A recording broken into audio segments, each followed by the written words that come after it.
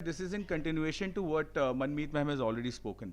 एक सवाल था पीछे कि रितिका मैम ने बोला स्टूडेंट्स के लिए टफ है. The thing is students are not aware of the stages. The moment you are aware of how a syllabus can help you, how the delivery can help you, अगर आप उसके लिए लेके अवेयर भी है ना तो आपको वो हेल्प करेगा. Not just the students, in fact even the teachers are not aware of how a subject has to be dealt with. आप देखिए कि how many people are aware of what course objectives are and what learning outcomes are.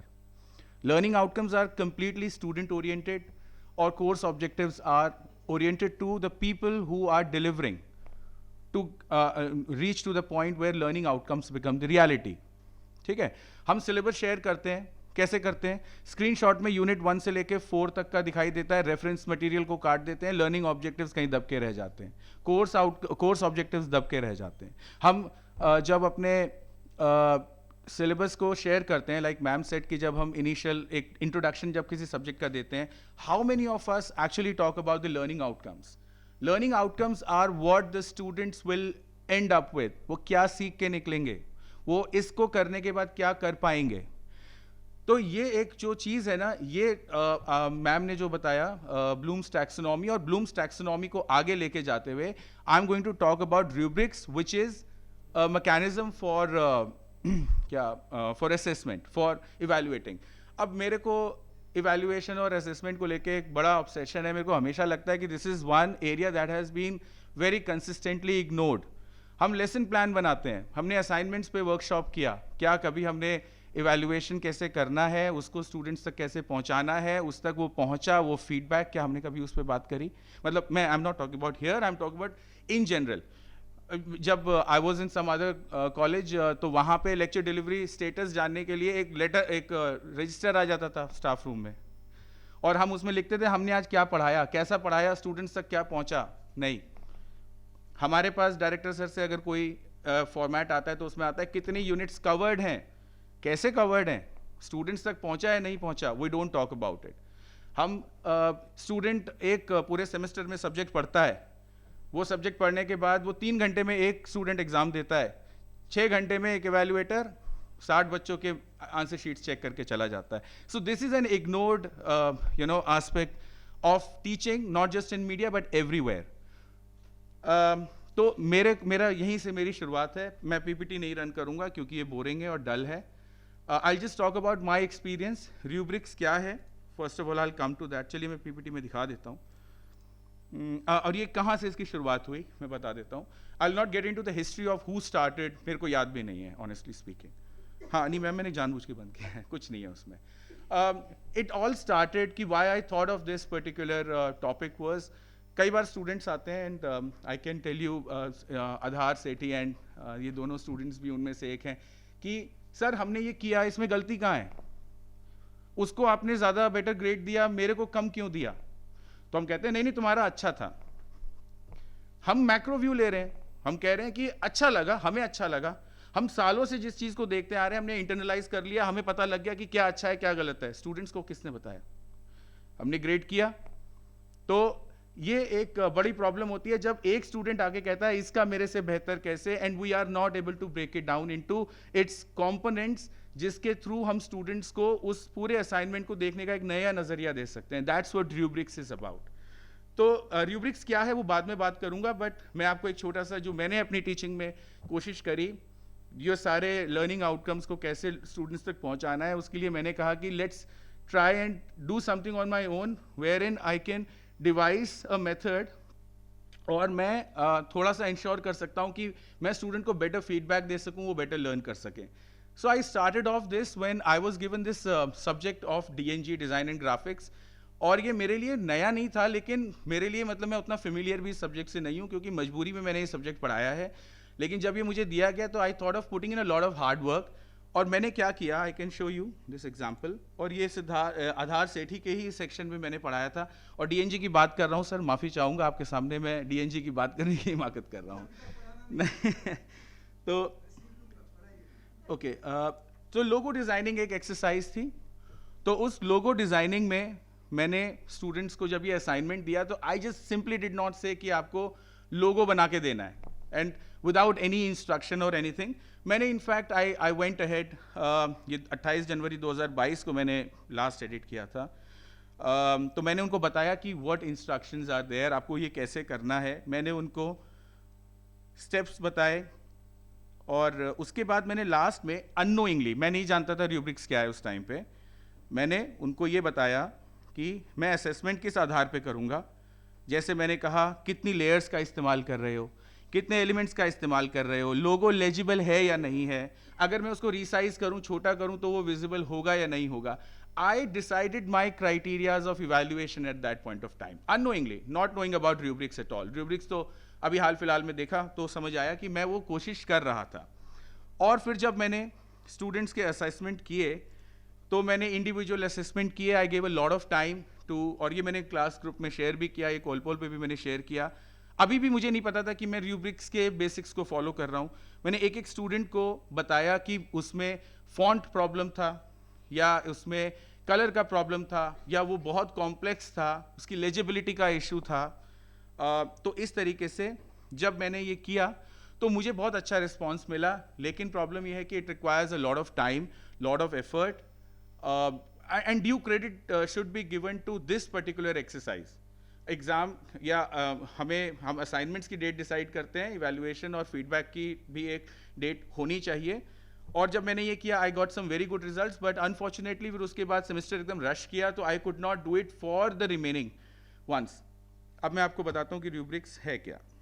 मैं इसको ज़्यादा elaborate नहीं करूँगा, ये मैंने अपना ऑलरेडी राइटअप शेयर कर लिया है, तो जब भी ये कंपाइल होगा तो you'll get to see it. I'll straight away say rubrics is an explicit set of criteria used for assessing a particular type of work or perform and provide more details than a single grade or mark.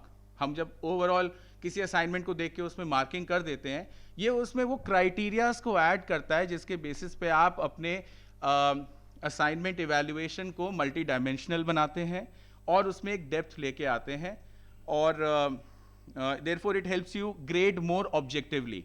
हालांकि इसमें objectivity और subjectivity दोनों का scope रहता है, but as teachers with if you have the right intention you always believe कि हम जो भी स्टूडेंट को बताएंगे उसके अच्छे के लिए बताएंगे, तो थोड़ी सब्जेक्टिविटी चलती है। जैसे एक अच्छे डिज़ाइन के लिए आशीष सर को ये बताने की ज़रूरत नहीं है कि ये अच्छा क्यों है क्यों नहीं है, ही वुड फाइंड आउट कि eventually it's a better design at least at this level. तो अब इसमें एलिमेंट्स क्या क्या होते हैं, इसके एलिमेंट्स होते हैं क्राइटेरिया। यहाँ पे मैंने एक एग्जाम्पल के तौर पे मीडिया राइटिंग सब्जेक्ट को लेके भी मैंने कोशिश करी थी, तो मैंने वो ये दिखाया कि अगर एक मीडिया राइटिंग के ऊपर एक असाइनमेंट है, आई कैन स्ट्रेट अवे से कि दैट मीडिया राइटिंग का ये असाइनमेंट मैं दे रहा हूँ, आपको किसी इशू पे लिख के आना है या आपको किसी चीज़ को रिपोर्ट करना है। तो मैंने वहाँ पे यूज ऑफ फैक्ट्स को एक क्राइटेरिया रखा। हो सकता है कहानी लिख के आ जाए, use of 5 W's and 1 H, मैंने इसको एक क्राइटेरिया रखा। Impact of headline, headline writing कैसी है, हेडलाइन डल है, हेडलाइन लिखने के लिए लिख दी गई है, मुझे ये फील कैसे हो रही है कि हेडलाइन इंपैक्ट जनरेटिंग है, तो impact of the headline, headline has to be impactful, organisation of the ideas of all the content and the research that is conducted to write about something. तो मैंने अपने मीडिया राइटिंग के assignment को इन 6 parameters पे मैंने divide कर लिया, और जब ये क्राइटेरिया कहलाता है, क्राइटेरिया के बाद ये एक्सीलेंट है, गुड है या पुअर है, ये कहलाता है आपका लेवल्स ऑफ परफॉर्मेंस। ठीक है, और इसी में फिर अगला आता है आपका स्कोर्स। तो ये लेवल्स ऑफ परफॉर्मेंस और स्कोर्स कहीं ना कहीं एक दूसरे से मैच करते हैं। मैं एक्सीलेंट के लिए कह सकता हूं कि अगर किसी का स्कोर 8 से 10 के बीच में है तो मैं उसको एक्सीलेंट ग्रेड कर रहा हूं, किसी का 5 to 8 के बीच में है तो मैं उसे गुड कह रहा हूं, और किसी का अगर 5 से कम है तो मैं उसको पुअर कह रहा हूं। ठीक है, तो ये आपका लेवल्स ऑफ परफॉर्मेंस इसका दूसरा एलिमेंट है, स्कोर्स इसका तीसरा एलिमेंट है, और डिस्क्रिप्टर्स इसका चौथा एलिमेंट है। डिस्क्रिप्टर्स आर कि मैं यहां क्या लिखूंगा। तो ये जो रूब्रिक है असेसमेंट का क्राइटेरिया, इसमें हमें ये पता भी लग सकता है कि कौन से स्टूडेंट्स एक्चुअली क्रिएटिविटी के लेवल पे अच्छा कर रहे हैं, कौन से राइटिंग के लेवल पे अच्छा कर रहे हैं, कौन से रिसर्च के लेवल पे अच्छा कर रहे हैं। So there is so much depth to this kind of an evaluation model where you can in fact find out the gray areas and you can find out the positive areas of the students. तो जो अच्छे areas हैं आप उनको ज़्यादा push कर सकते हैं, gray areas में आप उनको और help करके उनको optimum level तक ला सकते हैं। और उसके बाद types of rubrics, हम rubrics इस्तेमाल करते आ रहे हैं, ऐसा नहीं है कि कुछ नया है, but it's just a way, a scientific way of looking at something that we are doing every day for years now. ठीक है, याद करिए जब इवेंट होता है तो स्टूडेंट्स ही इवेंट शीट, जजमेंट शीट लेके आते हैं, ये आप slogan writing, creativity, slogan writing में ओरिजिनलिटी, ठीक है, इम्पैक्ट कर रहे हैं ना, ये भी तो रूब्रिक्स है। फिर हम उन तीनों को जोड़ के हम उसका एक फाइनल असेसमेंट पे आते हैं। तो जब हम ये इन चीज़ों के लिए कर सकते हैं, why not for the students. और इसमें कई सारे टाइप्स हैं। होलिस्टिक एक थोड़ा जेनेरिक टाइप का होता है। होलिस्टिक और एक्चुअली जेनेरिक दो अलग अलग कैटेगरीज हैं, जहाँ पे हम ब्रेक डाउन नहीं करते हैं, लेकिन ओवरऑल हम मानते हैं कि इतनी कैटेगरी वाला जो है वो स्टूडेंट इस कैटेगरी में फॉल कर रहा है, इस तरह के असाइनमेंट वाला इस तरह की कैटेगरी में फॉल कर रहा है। जैसे अगर कोई स्टूडेंट अपनी कंप्लीट डेमोन्स्ट्रेट कर रहा है अंडरस्टैंडिंग को, तो और वो सारी रिक्वायरमेंट्स को मीट कर रहा है, मैंने उसे 5 दे दिया, this is also type of rubric. अगर वो डेमोन्स्ट्रेट कर रहा है रीजनेबल अंडरस्टैंडिंग को और रिक्वायरमेंट्स को मीट कर रहा है, तो मैंने उसे 4 दे दिया। लेकिन अगर टास्क अटेम्प्ट ही नहीं कर रहा तो मैं उसको 0 दे रहा हूँ, और अगर वो कोई भी अंडरस्टैंडिंग डेमोन्स्ट्रेट नहीं कर रहा है लेकिन अटेम्प्ट किया है तो मैं उसको 1 दे रहा हूँ। This is a type of rubrics that is generally used by the teachers. इसको होलिस्टिक कहते हैं। एनालिटिकल, जैसे मैंने आपको ऊपर दिखाया, ये प्योर एनालिटिक्स पे बेस्ड है, requires a lot of analysis at the level of the student as well as the teacher. उसके बाद जेनरिक मतलब हम जब ये इस तरह का असेसमेंट हो सकता है जो हम सारे असाइनमेंट्स के लिए एक साथ रख सकते हैं। लोग आपके डिजाइनिंग का अगर सब्जेक्ट लें, सभी में क्रिएटिविटी, ओरिजिनलिटी और इम्पैक्ट फॉर एग्जांपल, तो ये जेनरिक हो गया। लेकिन इसके अंदर लोगो डिजाइनिंग का अगर हम कर रहे हैं तो फॉन्ट टाइप यूज्ड कितना अप्रोप्रिएट है कितना नहीं है, legibility that can be the other one, वो एनालिटिकल में जाएगा, ये जेनरिक हो जाएगा। And then there can be a very task specific also. आप अपने पूरे अगर असाइनमेंट को डिफरेंट टास्क में डिवाइड करते हैं तो आप अलग अलग टास्क के लिए अलग अलग तरह का इवेल्युएशन भी रख सकते हैं। स्टेप्स क्या हैं? सिंपल, आप असाइनमेंट को सेलेक्ट करिए जिसको असेस करना है, क्राइटेरियाज को लिस्ट करिए, क्राइटेरिया डिस्क्रिप्शंस डालिए, डिस्क्रिप्टर्स को वो करिए, लेवल ऑफ परफॉर्मेंस को डिसाइड करिए, स्कोर्स डेवलप करिए, डिस्क्रिप्टर्स लिखिए और फाइनली आप इवैल्यूएट कर सकते हैं रूब्रिक्स को। ये मैंने सिंपल उसमें बता दिया। But the important thing is कि ये सिर्फ टीचर्स के लिए नहीं है। दिस इज अ मिसकंसेप्शन कि असेसमेंट मॉडल्स और evaluation models are for students, for teachers, they are also for students. अगर आप लोगों को ये बात पहले पता चल जाए कि हमें इस आधार पे इवैल्यूएट किया जाएगा, तो आपकी अप्रोच अपने असाइनमेंट करने के लिए बदलेगी या नहीं बदलेगी? कालिदास यहाँ पे हैं। Kalidas, if you can just confirm, can you remember जब मैंने आपको एब्स्ट्रैक्ट राइटिंग की एक्सरसाइज बताई थी तो क्या बताया था? I broke down the entire abstract into 5-7 different parts, demonstrated कि एक एक कैसे करना है। तो अगली बार जब मैंने इन लोगों के एब्स्ट्रैक्ट्स को जब एसेस किया तो मैंने उन्हीं चीजों को देखा। कीवर्ड्स मेंशन्ड हैं, कीवर्ड सेपरेट हो गया, नहीं लिखे हैं तो मैं आपको उसके लिए मार्क्स नहीं दूंगा। ये नहीं कहूंगा नहीं अच्छा लिखा है मैंने ओवरऑल मार्क्स दे दिए, no, it will not happen that way. Introduction बोला गया है, अगर 2 लाइन का इंट्रोडक्शन एब्स्ट्रैक्ट में जाना है तो 2 का जाना है, 3 का चल सकता है। लेकिन किसी ने 4-5-6 लाइन का इंट्रोडक्शन अगर एब्स्ट्रैक्ट में लिख दिया है तो देन मैं उस एब्स्ट्रैक्ट में मार्क्स कम करूंगा। अगर उसमें ऑब्जेक्टिव्स मेंशन नहीं है, उसमें 1 या 2 लाइन की फाइंडिंग्स मेंशन नहीं है जो जनरली होती है, आप डिफर कर सकते हैं, आप कहेंगे ये नहीं होना चाहिए, we are not getting into that, but I am talking about the approach of how I have tried. I realised कि ये जो मैं कर रहा हूं ये कोई बहुत बड़ी आउट ऑफ द वर्ल्ड चीज नहीं है, it is happening, it is just a scientific way of looking at the entire evaluation process, और ये रूब्रिक्स कहलाता है। That's the reason why I gave my presentation on this. Thank you very much. Final project की जब हम evaluations करते हैं या हम अपने फाइनल जितने भी मेजर प्रोजेक्ट्स हैं, STR, FER, then PR campaign, ad campaigns, इन सब की इवैल्यूएशन रूब्रिक्स पर ही जाती है। पर बस ऑन पेपर एप्लीकेशन इसका हमें वीक दिखाई देता है। हाँ, हमें रूब्रिक्स में भी अच्छे रूब्रिक्स डेवलप करने हैं, ठीक है, तो उसके लिए हमें लर्निंग आउटकम पे फोकस करना पड़ेगा। तो मैं अगर कोई एक असाइनमेंट दे रहा हूँ, उस असाइनमेंट का लर्निंग आउटकम क्या है, स्टूडेंट क्या उस पूरे असाइनमेंट के एंड पे सीखेगा। फॉर एग्जाम्पल, मैं बार बार एक ही एग्जाम्पल दे रहा हूं क्योंकि वो स्टिक कर गया है मेरे दिमाग में, लोगो डिजाइनिंग का। तो मैंने जब ये दिया तो मेरा जो लर्निंग आउटकम जो मैंने उसका फाइनल किया वो ये है कि स्टूडेंट एप्रोप्रिएट फॉन्ट सिलेक्शन कर पाएगा। फॉन्ट सिलेक्शन बड़ी प्रॉब्लम होती है। सीरियस ब्रांड्स के लिए कॉमिक सेंस का इस्तेमाल कर देंगे, है ना, सीरियस डॉक्यूमेंट्स के लिए कॉमिक सेंस का इस्तेमाल। तो use of font, use of colour, ठीक है, तो the student will be able to make a better judgment regarding the use of type of font, will be able to make a better judgment regarding the use of appropriate color based on जो requirements हैं. उसके अलावा वो logo designing की दूसरी nitty-gritties को समझेगा. Colour लोगो को अगर आप ब्लैक एंड व्हाइट कर रहे हैं, क्या उसकी डिटेल्स जा रही हैं नहीं जा रही हैं, तो he will be able to make these distinctions. इसके लिए हमें भी बहुत बैठ के अपने असाइनमेंट्स को रीथिंक करना पड़ेगा और उसके हिसाब से असाइनमेंट की रूब्रिक्स को डेवलप करना पड़ेगा. स्टूडेंट्स को अप्राइज करना पड़ेगा कि हम आपका असेसमेंट ऐसे करेंगे. और मैं आपको अपने एग्जांपल से ही बता रहा हूं कि I came across some brilliant ideas from the students. I can recall Gracy Bhardwaj, आपकी क्लास में ही है, ग्रेसी भारद्वाज आपकी क्लास में है. आई रिमेंबर ग्रेसी मेरे पास आई, कहती कि सर ये ऐसा क्यों वैसा क्यों नहीं.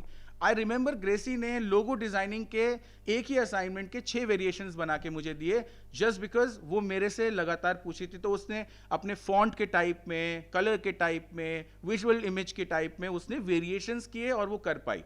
ये आपके लेवल पे क्रिएशन की स्टेज आ गई, जहां पे अब वो ब्लूम्स टैक्सोनॉमी के हिसाब से वो सिर्फ अंडरस्टैंड कॉम्प्रिहेंड नहीं कर रही है, वो प्ले कर सकती है रूल के साथ. तो दैट इज व्हाट ना, creation is about what, breaking the rules and creating something which is new. अच्छा, मेरा एक क्वेश्चन है, जो आपने एक्सीलेंट, वेरी गुड और पुअर वाला डिफरेंशिएशन किया है, ये बहुत जेनरिक या ये इसको हाँ हम हाँ, ये है, ये calculative- एग्जांपल था. मैंने, अगर आप देखेंगे ना तो मैंने वहां पे उसका लिंक भी डाला हुआ है. शायद मैंने लिंक डाला हुआ क्योंकि है. अगर हम इन्हीं को सोशल साइंस टूल्स में लेकर चलें तो कहीं ना कहीं ये ओवरलैप करेंगे. अब एक्सीलेंट की नहीं तो हमने कहा definition- ना कि स्कोर्स भी तो है. ये तो हुआ level of performance, level of performance के नीचे स्कोर्स भी हम दे रहे हैं. अगर आपको लग रहा है टर्म्स बहुत नेगेटिव हैं, it gives a wrong message, हम कह देते हैं scope of improvement, let's make it positive. क्या कितना अंतर आ जाता है. हम पुअर नहीं कहते, वैसे मैं नहीं कहता, ये एग्जांपल के तौर पे कहीं से लिया तो डाल दिया. I don't call any student poor. ये सारे स्टूडेंट्स एग्जांपल हैं और ये बता सकते हैं, they are the testimony to that. मैं इसको कह सकता हूँ need improvement, can be better, can be excellent, can be better, can be excellent, already excellent. Let's say हम 3 कैटेगरीज में कोई नेगेटिव कॉनोटेशन डालेंगे ही नहीं. Sir, as per your experience, I want to understand that how much time and how much energy is spent on such assessment, and also I want to know, to what extent can we do such assessment? देखो, energy और time लगता है, लेकिन आपको बताऊं, there is a great deal of satisfaction when we do that. क्योंकि ना आज जो हम सारा कह रहे हैं, ये हमने फ्लिप क्लासरूम की बात करी. फ्लिप क्लासरूम में स्टूडेंट एंगेजमेंट नहीं हो रहा है. वीडियोस देखते थे जब ये स्टूडेंट्स पीछे बैठे हैं, जो वीडियोस बनते थे, ये सबसे पहले बैच थे जिन्होंने नहीं देखे वीडियोस. हमने 50-50 मिनट अपना लहू जलाया वहाँ पे, और वहाँ पे किसी ने कुछ नहीं देखा. सारा एंगेजमेंट का प्रॉब्लम खत्म हो जाता है जब आप स्टूडेंट के साथ 1-to-1 एंगेज करके आप उसको बताते हैं कि उसको कहाँ इंप्रूवमेंट की जरूरत है और उसकी क्या चीज़ अच्छी है. टाइम लगता है. आई कैन रिमेंबर कि एक बच्चे का लोगो डाउनलोड करना, किसी ने किसी फॉर्मेट में भेजा है, किसी ने वर्ड पे चिपका के भेजा है. मैंने उसको एक जगह लाने के लिए प्रयास किया कि मेरी भी अपने पर्पस के लिए ये रहे, एक को इवैल्यूएट करना. और आई कैन रिमेंबर, मैं बताऊंगा नहीं टीचर का नाम शायद है भी नहीं, आप ये क्या कर रहे हो, इतना डिटेल डालोगे तो अगले असाइनमेंट्स कैसे होंगे. मैंने कहा अगले देखा जाएगा, एक अच्छा सब्जेक्ट मुझे दिया गया है, मुझे अच्छा लग रहा है, let me do it for the sake of students. तो उस सेक्शन में मुझे ये पता है कि स्टूडेंट्स लोगो डिजाइनिंग सीख गए थे उस पॉइंट तक कम से कम. तो टाइम लगता है मैम. और बस इसमें एक चीज और है कि इस पूरी एक्सरसाइज को ना एक्नॉलेज किया जाना चाहिए. जैसे ऐसा नहीं कि ग्रांटेड ले लिया गया, एग्जाम हो गए, इतनी तारीख तक करके देना है, जो ठीक है एग्जामिनेशन का वो है, लेकिन प्लानिंग के साथ हमें अपने असेसमेंट्स भी प्लान करने पड़ेंगे. Feedback is the most important thing and they can be nothing better than that. चाहे उसके लिए कुछ चीज़ों को कट डाउन करना पड़े, लेकिन फीडबैक और इवैल्यूएशन के लिए एम्पल टाइम दिया जाना चाहिए. That's what I feel. मैं प्रमोद की बात से बिल्कुल एग्री कर रही हूँ, क्योंकि मैंने भी शायद परी की सेक्शन को पढ़ाया है, और मैं एक स्टूडेंट, और जहाँ तक ऑनलाइन क्लासेस की बात होती थी, मुझे याद है कि जब मैं कैमरा ऑन करने को बोलती थी, स्टूडेंट कैमरा भी ऑन करते थे और क्वेश्चंस भी करते थे. ऐसा नहीं है कि आप एफर्ट्स करें तो स्टूडेंट्स के एफर्ट्स नहीं आएंगे. हाँ, लिमिटेड होते थे, बट होते थे. और उसमें भी मुझे नहीं लगता कि बहुत कम होते थे. इनके सेक्शन में तो काफ़ी स्टूडेंट्स कैमरा ऑन करते थे और क्लासेस करते थे. इसके अलावा रेडियो में तो इतना ज़्यादा एक्सरसाइज की थी. जो प्रिया का बैच था, ये तो टोटली ऑनलाइन था, और इन्होंने इतने एफर्ट्स किए. मैंने रात को 11 बजे तक इनके ऑडियो सुने, उनको करेक्शंस बताए, उनके स्क्रिप्ट करेक्शन बताए, और उन्होंने हमें वापस पूरा बना के दिया, और बेस्ट परफॉर्मेंस इन लोगों की मुझे हमेशा दिखाई दी। तो एफर्ट्स करने पड़ते हैं, एज अ टीचर हमें एफर्ट्स करने ही पड़ते हैं। इसका मॉडल बहुत अच्छा है, इसको अगर हम हर सब्जेक्ट वाइज मीन्स राइटिंग में क्या करना है, अगर टीवी का हम प्रोडक्शन वाला है तो उसको कैसे असेस करेंगे। मैम आपको मैं वो बताना चाहूंगा कि criterias कोलपोल बना ले पे तो बहुत अच्छा हो सकता है। रूबिक्स असेसमेंट अवेलेबल है, ये हम देखते हैं, हम डालते नहीं थे, तो हमें पूर्वा मैम ने कहा कि हम इसको आगे यूटिलाइज करेंगे, तो मेरे दिमाग में वहीं से आया, ये है क्या असेसमेंट मॉडल है, तो मैंने जब चेक किया तब मेरे को ये रियलाइज हुआ, तो हम कर और सकते हैं। एक बार बनाने की बात है, उसके बाद तो हम उसको आराम से इजीली यूज कर सकते हैं। बस हमें एक माइक्रोस्कोपिक व्यू की जरूरत है, हमें मैक्रोस्कोपिक व्यू से दूर जाना है when we are talking about the assignment evaluation. Pramod sir, मैं एक शेयर करना चाहती हूँ। मुझे मालूम नहीं था कि ये ऐसे इम्पोर्टेंटली निकल के आएगा। मेरी शुरू से आदत है, मुझे 15 साल हो गया पढ़ाते हुए, कि मैं असाइनमेंट्स, बिकॉज आई बिलीव, मैंने सर की बात एक समझ ली थी बहुत साल पहले, कि पढ़ाना ज़रूरी जितना है उतना ज़्यादा ज़रूरी इवैल्यूएशन भी है, नहीं तो वो बेकार है जो पढ़ाया है, पता ही नहीं क्या डिलीवर हुआ और क्या रीच हुआ, तो कम्युनिकेशन फेल। तो मैं एग्जामिनेशन जब पेपर इंटरनल चेक करती हूँ, तो I take lot of time in checking them, not because I am lazy checker, but because I used to put my comments on each and every paper. You can go and check right now also, in all the papers I give my comments to the students. This is not because I want them कि वो उसको बस हंसे, but इसलिए क्योंकि I knew कि वो assignment पढ़ेंगे नहीं पढ़ेंगे कोई नहीं जानता, लेकिन ये पेपर जरूर पढ़ेंगे और चेक भी करेंगे, मार्क्स भी देखेंगे, और इस पे लिखे कमेंट्स को भी वो ज़रूर पढ़ेंगे। और जहाँ तक मैं लिख सकती थी मैं लिखती, और जहाँ मुझे लगता है कि इसको लिख के समझ नहीं आएगा, नालायक ही हो सकता है, मतलब सॉरी टू से, कि पढ़ेगा नहीं या ध्यान नहीं देगा, उसको मैं लिखती थी मीट मी। वो पेपर लेकर मेरे पास आके बोलता था मैम बताइए, तो मैं उसको वहीं बताती थी। और and I have seen a good changes in the students while attempting there final examination, and they attempt good, क्योंकि उनको हम 1 to 1 वहाँ पर बता सकते हैं। पूरी एक क्लास भी लग जाए तो कोई प्रॉब्लम नहीं, क्योंकि it is as equal as we are taking a class. वो बिल्कुल सही कह रहे हैं। तो I think this will also help for the others if they do the it. Moment student start recognising कि उनके इंडिविजुअल एफर्ट्स को अप्रिशिएट किया जा रहा है yes, या sir. ऑब्जर्व किया जा रहा है, तो फिर वो अटेंशन पे करेंगे। अगर एक को पता है मैंने ये किया, दूसरे ने ये किया, इसको याद नहीं है मैं हमने क्या किया, और दोनों को नंबर बराबर मिले हुए हैं, तो वो शुरुआत हो जाती है डिसएंगेजमेंट की स्टूडेंट्स की। यहाँ तक कि कॉपी लिखती थी 2 के इकट्ठे, उसमें तो वो दोनों आ जाते थे और वो खुद ही बता देते कि किसने किसका कॉपी किया है।